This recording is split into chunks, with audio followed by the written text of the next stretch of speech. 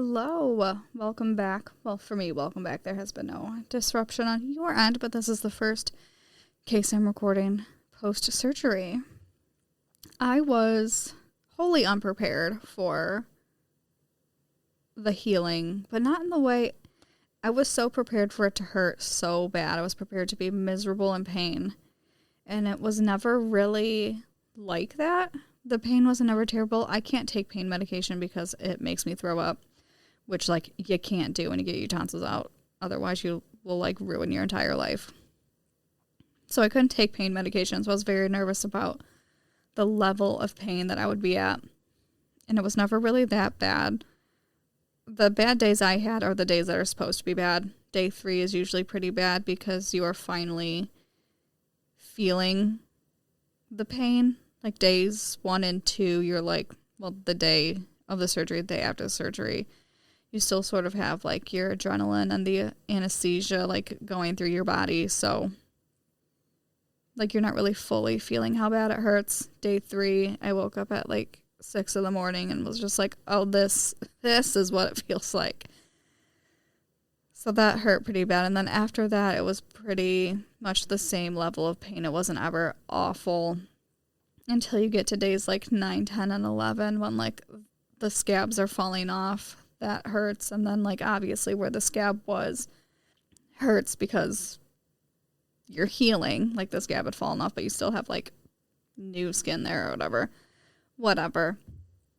It took, I didn't talk, well, I posted on the Instagram, Mad Times True Crime, if you don't follow, just explaining, I didn't talk for 10 days out loud just because you're almost not able to. You can talk a little bit, but it doesn't sound right. And so I didn't talk or eat food that I had to chew for a week and a half. And I just wasn't prepared for how long that was going to take. So I missed some Patreon episodes, which I hate doing, but I really thought I would be able to sit down and do a quick 15 here and there. And that was not happening. I couldn't even do a quick 30 seconds of talking before I was all right, I'm done. But yeah, everything went perfect. They weren't able, obviously, the plan was to resurface the tonsils. I got the surgery because I had tonsil stones really bad. I've had them for probably 10 years. It's I know it sort of had a resurgence on TikTok, but this has been going on forever. I've had them for 10 years. And they're just terrible and they never go away. As soon as you get rid of one, you get another one. So the plan was to just resurface them because tonsil stones form in the crevices of your tonsils. My tonsils looked like golf balls almost, they had all these divots, and that's where the problem lies. So resurfacing gets rid of all that, and there's really nowhere for a tonsil stone to come from. She said my surgeon said she could have done that with one of them, but the other one definitely had to just be removed. And at that point, she just figured it would be best to just remove them both at the same time and just be done with it. And I agree. And so, yeah, they did end up having to take my tonsils out completely. So I had a tonsillectomy at 30 years old, which is just highly unadvised by anyone you would ever ask about a tonsillectomy. But wasn't terrible. I just wasn't prepared for how long the healing was going to take. I would do it again 100 times. I'm completely fine now, and will never have tonsil problems ever again, which is just wild. I love it. Can't wait to never have to deal with anything like that again. But yeah, thank you for sticking with me. I hope you liked all of your re-recorded episodes. My brain is just working faster than my mouth. It's Sunday morning again. I hope you enjoyed them. Those were cases I was all pretty, I don't want to say excited to do, but I was very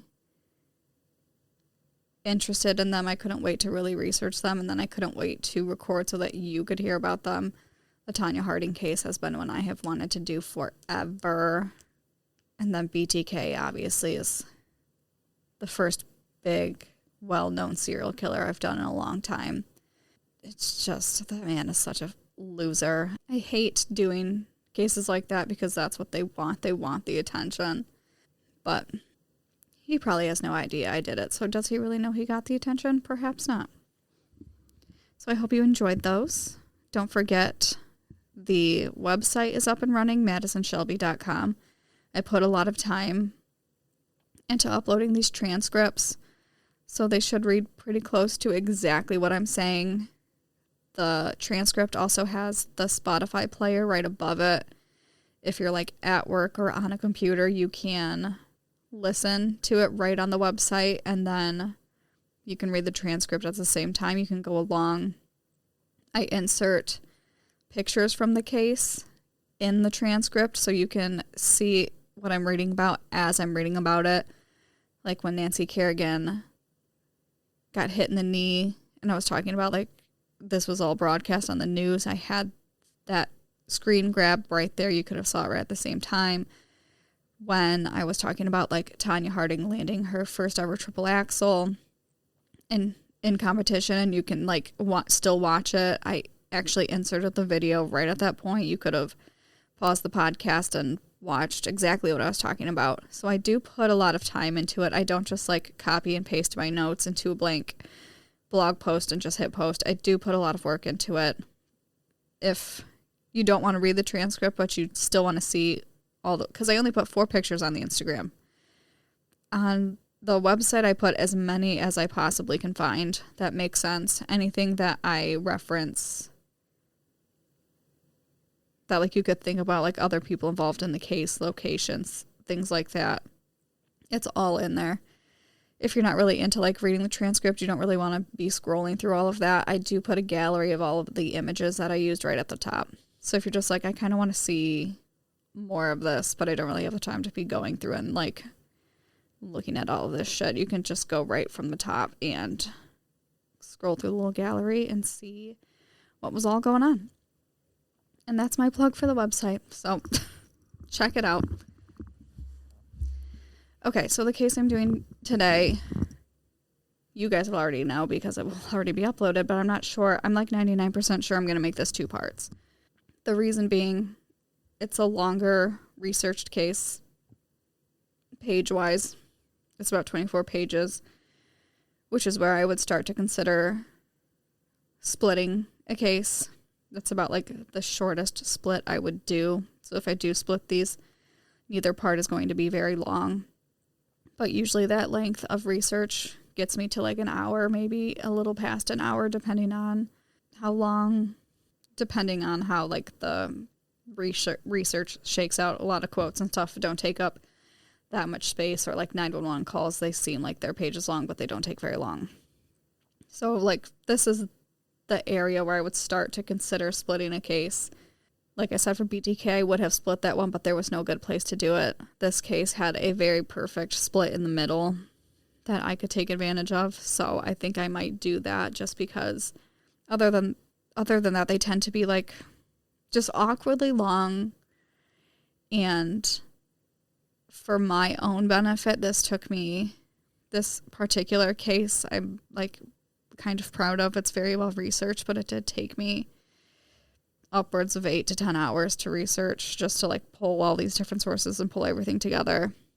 So for a selfish reason, splitting it in half gives me 2 weeks to sort of catch up from focusing on one case for so long, where I can now try and get a backlog so I can get multiple episodes recorded at the same time, like I like to do. So if you're wondering why I would bother splitting something so short if these end up being half hour or less, that's why. Logistically, selfishly, it just makes sense for me to do so. And I feel like I do need to start. This is me just rambling out loud, but I do feel like I need to start being more conscious of the fact that I'm doing this alone and there is no banter. So coming to terms with the fact that these cases are just going to be shorter because of that. It's no less crime. It's no less research for you guys. It's the same amount as before. It has to be shorter because there is no one to fill any time with me. So I fought it for a long time. Like, I want these because I enjoy like a long crime podcast, but I only listen to true crime podcasts that are 2 host based. So I'm used to talking, banter, things like that. That's why they're so long. I don't have the privilege of that any longer, so I do just have to come to terms and hope that you guys come to terms with. They are shorter. There's nothing I can do about it. It's the same amount of research. It just takes me way less long to talk about it. And that is my rant. Had a nice plug for the website, a nice rambling rant, not at you guys, but at myself and my own brain for the way that I think about things. So I am obviously doing the murder of Mollie Tibbetts, which wasn't even on my list until last week. That's how quickly I fell down a rabbit hole of this case. So I can just get started. I haven't really had it's been 11 minutes. I haven't had a intro banter like that in so long. That's crazy. Okay. So Mollie Cecilia Tibbetts was born on May 8th, 1998 in San Francisco, California to Rob Tibbetts and Laura Tibbetts. When she was young, her parents divorced and she ended up moving to Brooklyn, Iowa with her mom and her siblings, Jake and Scott. Brooklyn, Iowa. We all know how I feel about double city names. Brooklyn. There's one Brooklyn. You can't be Brooklyn, Iowa. I wonder what came first. I wonder if I'm talking all this shit and Brooklyn, New York actually stole Brooklyn, Iowa. We'll never know because I'm not going to Google it. Her parents had planned on naming her Grace, but as soon as she was born, they said she very much did not look like a Grace. Instead, she very much looked like a Mollie. An Mollie, Mollie, like my friend Mollie.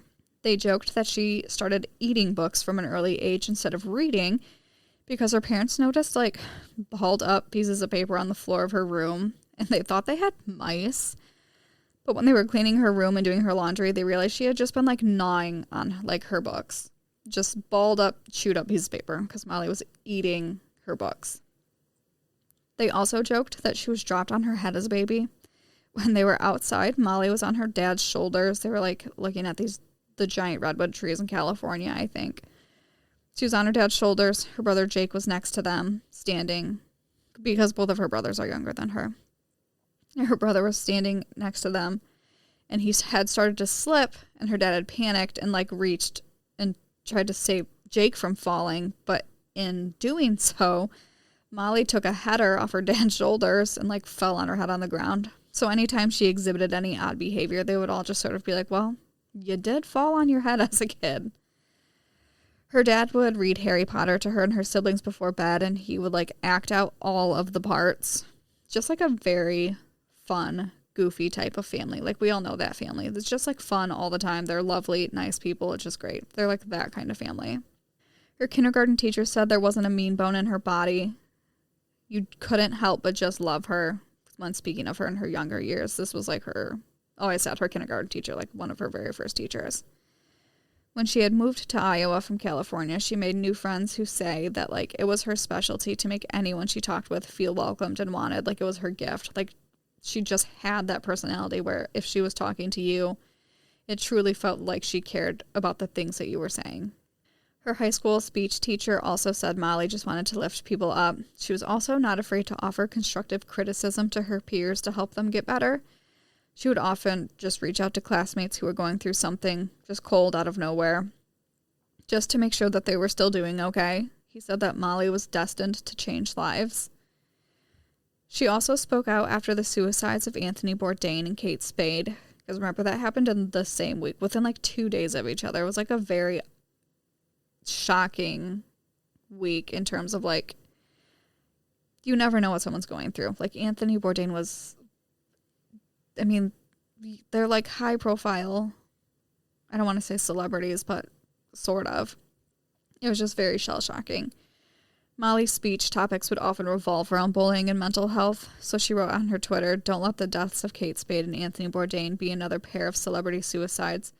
Mental illness is real and can affect anyone. We need to make people feel more comfortable talking about mental health. Be kind and understanding with everyone, including yourself." Her brother Jake gave an interview to the Des Moines Register, which is where a lot of her background that I go through comes from.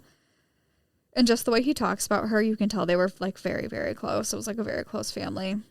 And they were all pretty close in age, her and her siblings. They were a year, 2 or 3 apart from each other. So they were all in the same sort of stages of life. I think her and Jake even went to school together. I'm not sure if Scott was ever in, he was the youngest, was ever at school at the same time as Mollie. Her and Jake were on the track team together. She ran cross country and he threw shot put. Jake said that she was not the greatest. He said she ran in cross country and track and still ran 5 times a week, like on her own. He said she didn't have the most talent, but she definitely tried the hardest. Her coach said she never won any medals, but he was just impressed with how fun she seemed to make it. Because it just doesn't seem like something that would be that fun. Her dad said when he would ask her about how the meets went, she would just start talking about like the friends she made and the people she met and the people she talked to instead of like how she ran or what place she came in. Like that was not the point of that for her. She was just like having a great time running, meeting new people. Jake said she very much excelled in speech and theater instead. He said she started off with a few roles and eventually ended up getting the lead role in Shrek, which just sounds so fun. One of the first roles she had was an Oompa Loompa in Willy Wonka, so he said it was funny that she went from an Oompa Loompa to a lead in Shrek. And she won a few state speech championships. I think she might have even won one every year she was in it, because I think she only did speech for 3 years. Jake said Mollie went to every one of his football, basketball, and baseball games, and he went to all of her plays. And he said she was just the nicest person. He said she hated for people to be sad and would do anything if anyone ever needed it. He remembered that one time a girl was having boy troubles at school, and Mollie went and like took her to get ice cream, even though they like weren't really friends. Like they weren't in the same circle of friends, but Mollie still wanted to make sure she was okay, wanted to take her out, have something nice, talk. Jake said if Scott or I needed it, she'd send us a text. If we were having a tough time, she'd text us, "I love you guys." Scott and I aren't that kind of people to think that way. In hindsight, I really appreciated that she was.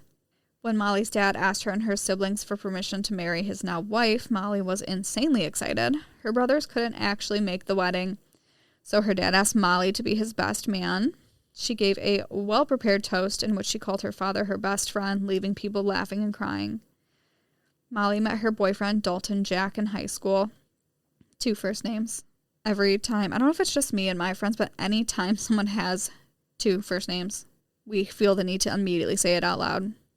Or the ever elusive, well, not really. If you have 2 first names, 3 first names, it's just so funny when someone's last name is like a first name like that, Dalton Jack. But in terms of crime researching, it does get confusing because they often refer to people by their last name. So if I accidentally say Jack, I mean Dalton probably. So they met in high school. They met after a football game. Dalton and a friend were sitting in his truck when one of Mollie's friends went up to the passenger side window and started talking to his friend. So, as to not be left out, Mollie walked over to the driver's side and just started talking to Dalton. And it was pretty much nonstop from there from what I read, and he asked her to start dating 2 weeks later. Jake and Mollie both went on to go to the University of Iowa together. Iowa Hawkeyes. I never forget an underdog that beat the Buckeyes. Mollie was studying psychology. Her friend said it was just a very obvious choice for her. They joked that Mollie was already their counselor anyway. Any problem they had, Mollie was ready to help them fix it. They called her the mother of the friend group. Everyone has that person in their lives. You're all picturing that person. I think I'm that person for most of my friends, but I do have friends like that. I feel like there's different level of mother of friends. Like there are the mom friends who will like be there for you emotionally, someone to vent to, talk to. There's the mom friend, like when you go out, that makes sure everyone like stays alive. That one's usually me. So Mollie was probably completely that person in every sense of the phrase. She finished her first year at Iowa University and returned home to Brooklyn, Iowa for the summer. She was taking summer classes. It was also her second summer working at a day camp with the Grinnell Regional Medical Center, helping school-aged children with literacy, crafts, other activities. Like a camp, kind of like a summer camp daycare, but like much more involved. The director of the camp said the kids loved Mollie, and Mollie was incredibly patient with all of these children. So this all happens on July 18th, 2018. Mollie was staying at her boyfriend's house for that summer, I think. From what I have read, that's what it sounds like was going on. And she was staying there. She was watching his dogs at this time because he was out of town for work, is what it sounded like. Mollie went for a run around 7:30 p.m. Her boyfriend said she loved to run as long as the sun was out, and she knew Brooklyn extremely well. Like, it's not a place she was unfamiliar with running where she would be scared or get lost or, like, really need to be aware of where she was. That was the last time anyone saw Mollie alive. There is, it comes up way later, the last person to see her was just someone in the area who had seen Mollie jogging. It's the last time anyone saw her. She was wearing dark-colored running shorts, a pink sports top, and running shoes. Sorry, I was very curious as to how talking this long would shake out, because I had just recorded the bonus episode before this, and I'm recording part 2 after this. Because remember, if you're a subscriber, you get part 1, you get all parts of the case at the same time. It's a little perk you get. Anyway, that's what she was wearing according to the Iowa Department of Public Safety. Her boyfriend said that he got a Snapchat from her later that night, and it looked like she was inside somewhere, so he assumed she had made it back home, but then she never responded to him. So the next morning, Mollie didn't show up for work, which was extremely out of the ordinary. Mollie's mom told ABC that is so out of Mollie's character. 1, not to show up for work. 2, not to let her employer know at all. And 3, not to let her boyfriend, her mom, her brother know. And she didn't tell anyone she wasn't going to work that day. Just very out of the ordinary. Like, had this been a conscious decision on her part, first of all, she would have immediately told her job she wasn't coming in. And second of all, like, it would have come up in her conversations with her family or her boyfriend. Like, I'm not feeling that great. I'm not going to work today. I'm just going to be at home all day. Very out of the ordinary for this to go on unchecked. Like, nobody knew about this. They reported her missing that very day because of that reason. Just very out of the ordinary. Because remember, you don't have to wait to report an adult missing. I feel like I say it all the time, but you just can't say things like this enough. Don't let the TV or whatever fool you into thinking you have to wait 24 hours to report, like, an adult missing. Whether or not they choose to do something when you report that person missing, right, when you think something is wrong, that's completely different. But you can definitely call the police if you know that something out of the ordinary has went on and someone is missing. Her mom said she sent a text to Mollie, even though they knew at that point her phone was dead or off, that said, "I love you and we will find you no matter what." Immediately, a search ensued. They had over 300 volunteers that first weekend. They had made missing posters and buttons. They had been searching fields around her house and the house where she was staying. They also filled the area with the missing posters. They had T-shirts. They had billboard pleas for help finding Mollie. Buttons. I mean, they had everything. By July 24th, so the next week probably, the FBI had come on the scene to help with the search, and volunteers were called off. They did say they needed the public's help, like anything anyone saw or heard or anything, because there is essentially nothing to go off of for this case. There are no leads, nada, nothing. They have nothing to go off of. So they're like, you can stop like the large organized on-foot searches, but we would really love your cooperation and help in any way that you can help us now find Mollie. Mollie's aunt, Kim Calderwood, told the Des Moines Register that Mollie's family is frustrated by the lack of progress in the search. She said, "We're racking our brains, thinking what we can think of to tell the investigators. It's the worst thing to fix something you can't fix." Her mom said they were trying to enlist help from anybody. They even tried to get in touch with Ashton Kutcher because of his involvement in stopping sex trafficking. Like, just in case this is a sex trafficking thing, what are, like, the things they should be looking for? Where should they be looking for Mollie? Anything like that. Her mom said the news media is making us lose our focus with a national tabloid show truck parked outside on Monday and major networks erroneously reporting that Mollie was running through a cornfield. She said there's a balance between exploiting the story and reporting the story. She wanted to reiterate the focus be on Mollie, who was wearing shorts and running gear the last time she was seen, the last place she was reported being seen at. Like, we need to focus on things like this instead of, like, guessing or saying she was here when she wasn't here, things like that. That's just cannot be the focus right now. We need to focus on finding her. Over the next week, they searched a few leads. One tip came in that Mollie was spotted at a truck stop over 200 miles away. So they drove all the way out there, looking at the footage and stuff, and it wasn't her. They also searched a nearby pig farm a few times. So that sort of made people think that they had found something there, but they refused to reveal anything and said, like, it's not uncommon to search the same place multiple times. But they did clarify that, like, Mollie wasn't there, but it's not uncommon to search the same place multiple times in case something else pops up.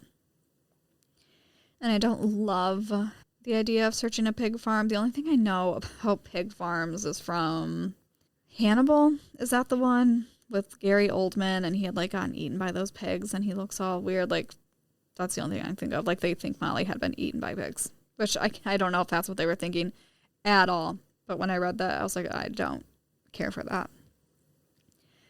They also said they were looking into cell phone towers and her Fitbit data because she would run with her Fitbit tracker. Obviously, it doesn't count if you didn't track it. On days where I would, like, be doing a lot of walking and my Fitbit died, and I was always like, what's the point of this? What's the point of walking? It doesn't count for anything. So she did do that. And it does track your GPS. Like, it tracks steps and stuff. But I did it once when I walked the park. Like, when you log a walk, it will track you all over the place. Like, it had my whole route that I had walked at the park. So they revealed they were looking into all of that.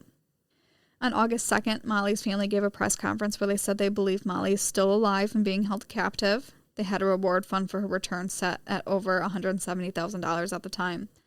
They said the reward was meant to sort of act as an incentive to lure out people who are reluctant to come forward or tell the truth, or help facilitate the process of receiving information anonymously so that we can use to pay for her or information that would lead to her location. That's what, like, the reward was for. Her mom said, sometimes I just feel her sitting on my shoulder. Mollie was an incredibly strong young woman. I don't know that I have the strength in me, but Mollie is lending me her strength every day and every night. Mollie's boyfriend said, if they're listening, I would just like them to know, imagine if this was you. Imagine if this was you. Somebody had taken your Mollie. Wouldn't you want to help? Wouldn't you want her back? Just do the right thing and let her go. Her dad had given similar statements to a different news station, like a sister network of CNN, that said, just hang in there, Pi. We're fighting like hell. We'll find you. He also made an appeal in the case that someone was holding Mollie captive. That said, you obviously care for Mollie. If you're holding her, you've made a huge mistake.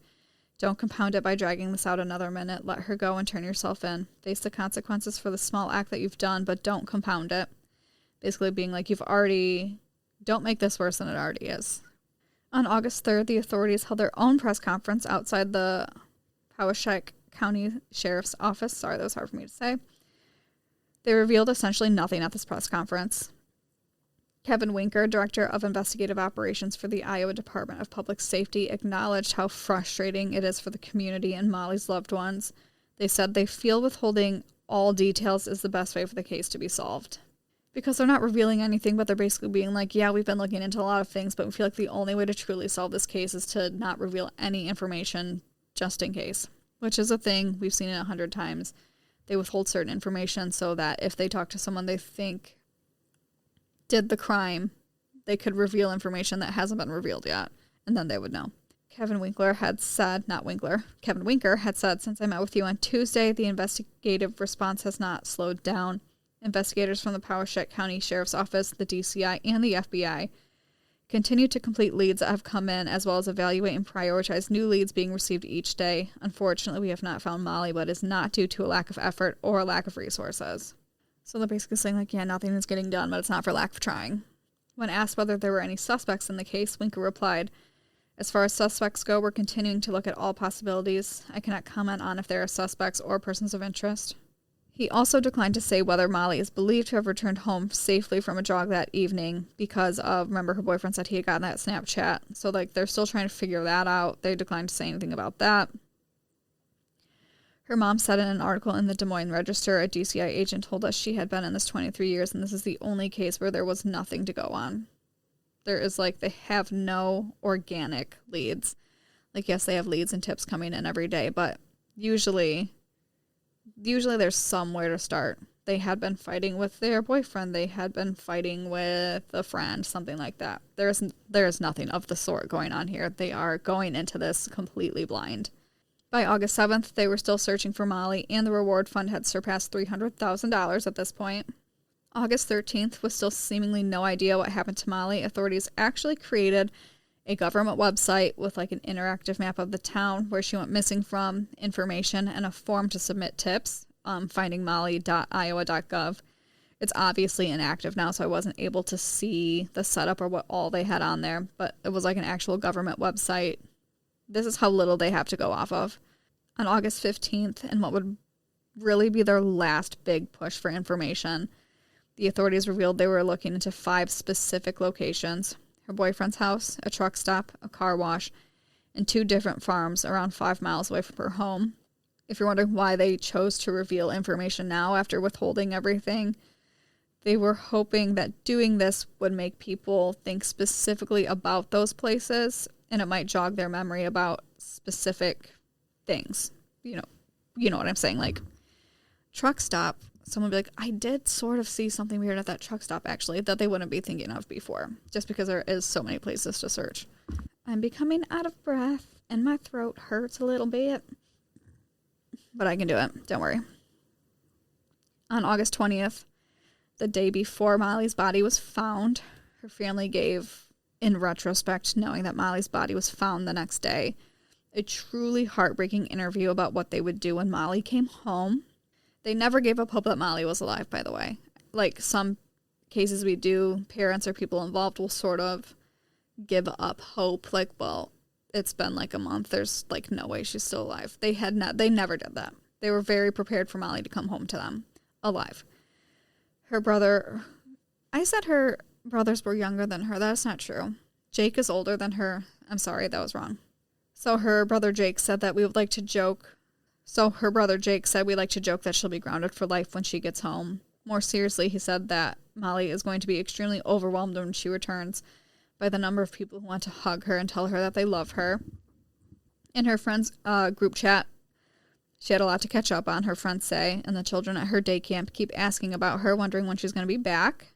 They joked that, like her family and friends joked that they're going to make her sit down and watch all the interviews they had to give about her and make her put all her missing magnets on her car and wear the t-shirts with her missing poster on them.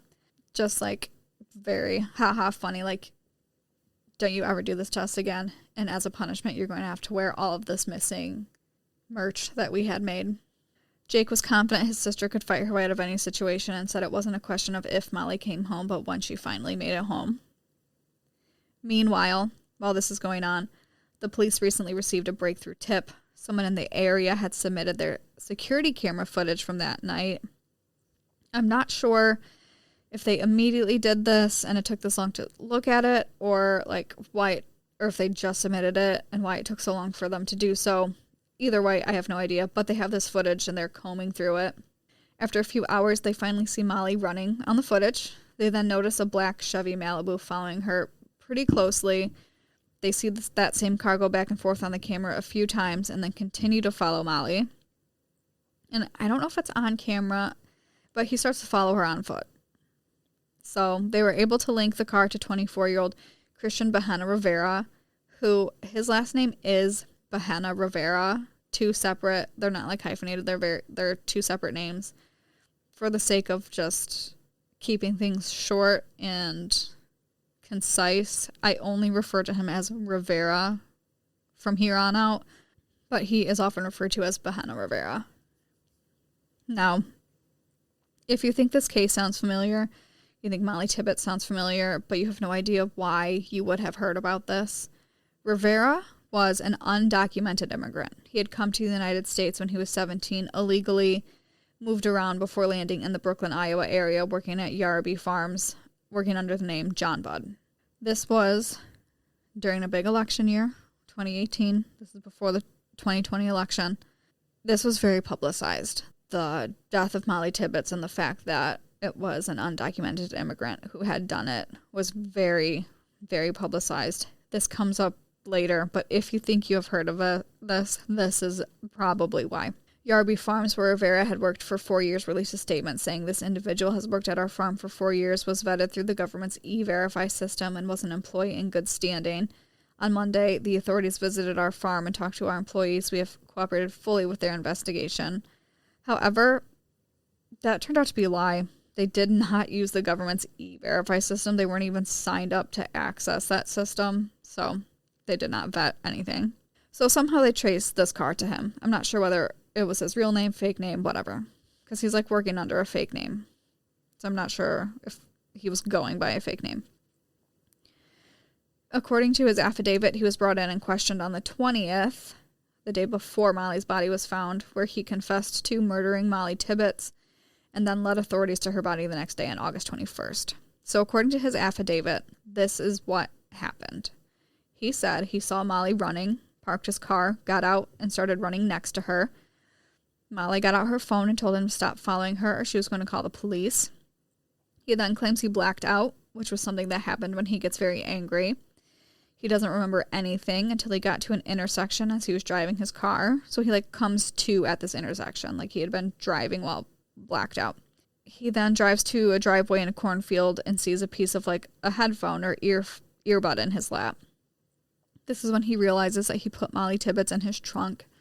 So he gets out of the car, opens the trunk, and Mollie's in there. He said that her head was bleeding. He then described the outfit she was wearing, which matched up with what the last person saw her running in. He dragged her by her foot to another location in the cornfield and then carried her body over his shoulder for another 20 meters. He then left her body there face up, covered with some corn stalks.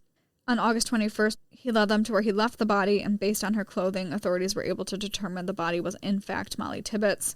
He was arrested and charged with first-degree murder and originally held on $1 million bail, which was switched to a $5 million bail that I get to in a little bit. Rick Ron of the Iowa Division of Criminal Investigation said, in regards to the motive, I can't really speak about the motive. I can just tell you that he followed her and seemed to be drawn to her on that particular day.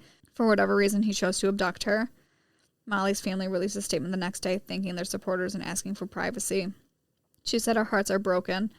On behalf of Mollie's entire family, we thank all of those around the world who have sent their thoughts and prayers for our girl. We know that many of you will join us as we continue to carry Mollie in our hearts forever. At this time, our family asks that we be allowed the time to process our devastating loss and share our grief in private. Again, thank you for the outpouring of love and support that has been shared in Mollie's name. We remain forever grateful. The day her body was found, President Donald Trump referred to the case while speaking at a rally in Charleston, West Virginia. He said, you heard about today with the illegal alien coming in very sadly from Mexico, and you saw what happened to that incredibly beautiful young woman. Should have never happened illegally in our country. We've had a huge impact, but the laws are so bad. The immigration laws are such a disgrace. We're getting it changed, but we have to get more Republicans.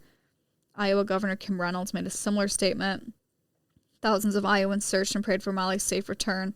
She blamed a broken immigration system and promised to bring justice to Mollie's killer. On August 27th, Rivera appeared in court for the first time. He was arraigned on first-degree murder charges. This is where his bail was increased from $1 million to $5 million because he was determined to be a flight risk. Also, his lawyer tried to claim that Rivera was in the country legally, but then was unable to back it up in any fashion. He just was like, no, he's in here. He's here legally. And then could do nothing to prove it.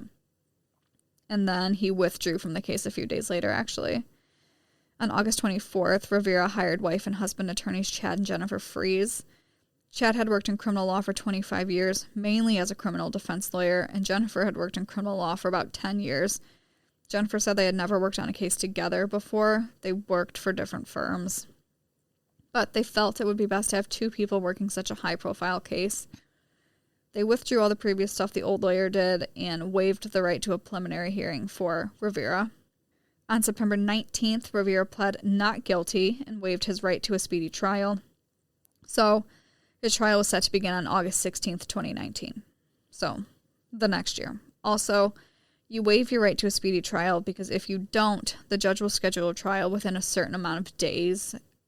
I think it's different for misdemeanor felony charges. You can do it within a certain amount of days.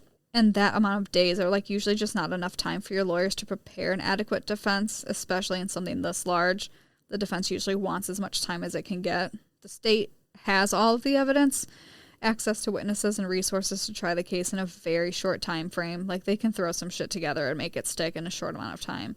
The defense cannot because the defense is limited in how it obtains information.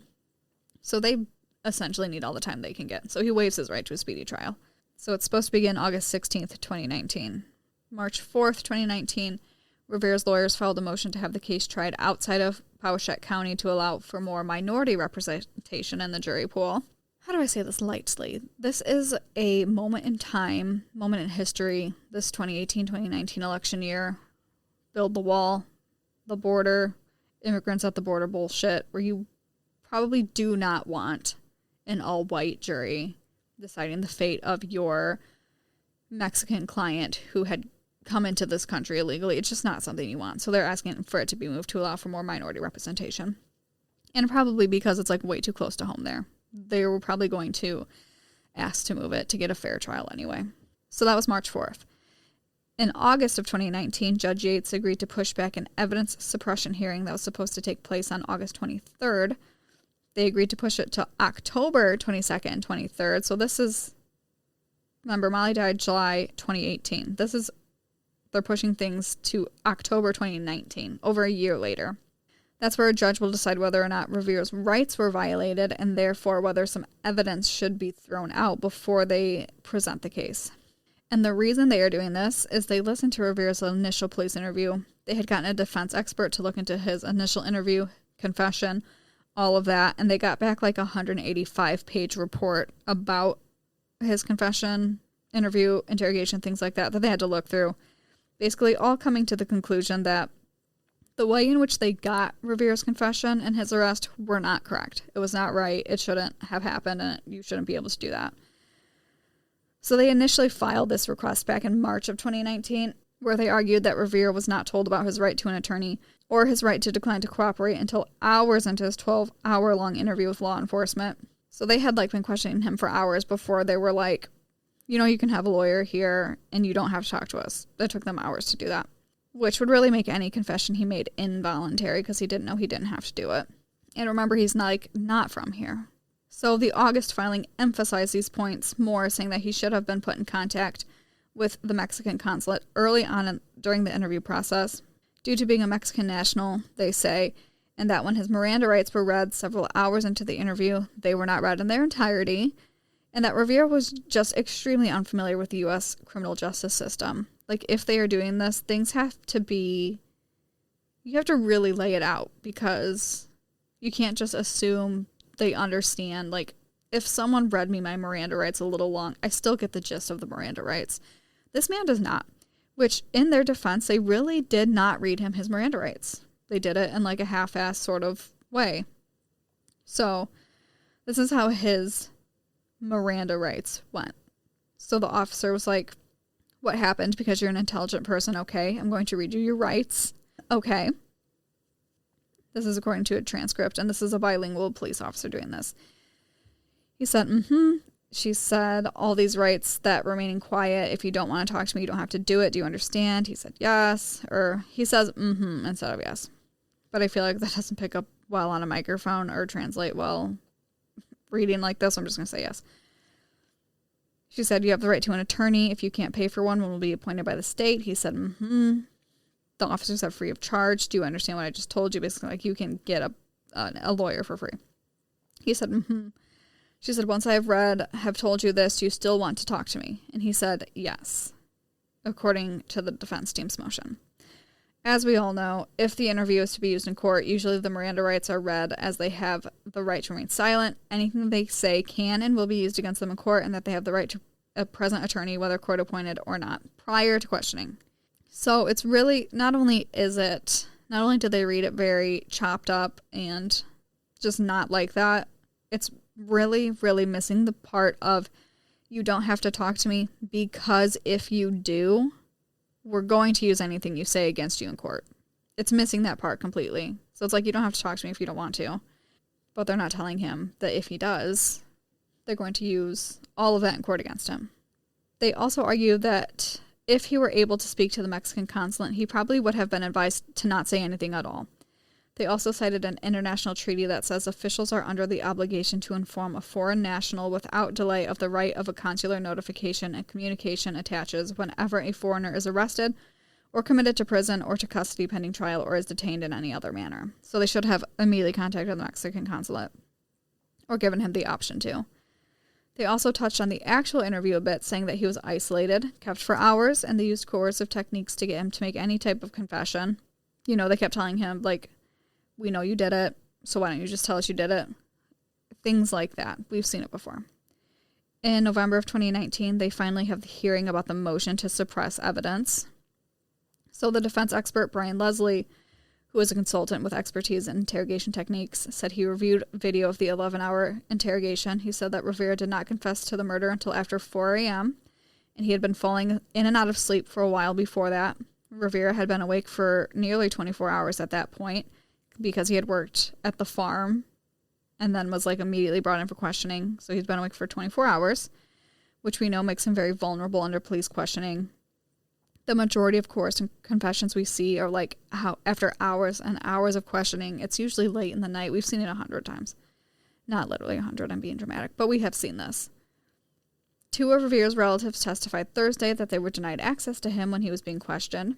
His aunt, Alejandra Cervantes Valle, said an officer at the sheriff's office advised her that he wouldn't need an attorney.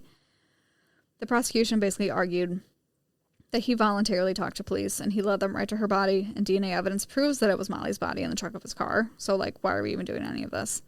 The officer who read him his Miranda rights also testified, Officer Pamela Romero. She testified that she had tried to read Rivera a Miranda warning during the August 28th, 2018 interrogation, but didn't realize until later that she left one part out, failing to tell him that his statements could be used against him in court. Romero said her failure was a mistake and not an attempt to keep him talking without a lawyer. She then said after the discovery of Mollie's body, she read him his Miranda rights again in full that time. Prosecutors concede that Rivera's statement for about 5 hours leading to the discovery of Mollie's body are likely inadmissible due to the incomplete Miranda warning, but they said the body itself should be admitted as evidence, arguing that it inevitably would have been discovered, which makes sense. Would he ever have confessed to this murder the way that he did had he been able to talk to the consulate or read his Miranda rights and full knowing that this would be used against him in court? Maybe not. Maybe that would have never come up. Mollie's body was always going to be discovered. The DNA evidence is always going to be discovered, so there's really no point in leaving it out. A few months later, Judge Yates did rule that a portion of the evidence would be suppressed during trial due to the botched Miranda rights. I think he ruled anything after 11:30 p.m. on the 20th until the early morning of the 21st before he led them to her body would have to be left out. And like I said, I feel this is not the first case we've done where something as small as the reading of Miranda rights has allowed evidence to be suppressed, or entire cases being thrown out. Not that it's that serious in this case, because they have so much other concrete evidence than that confession. But just saying, this is not the first time this has happened. It won't be the last time.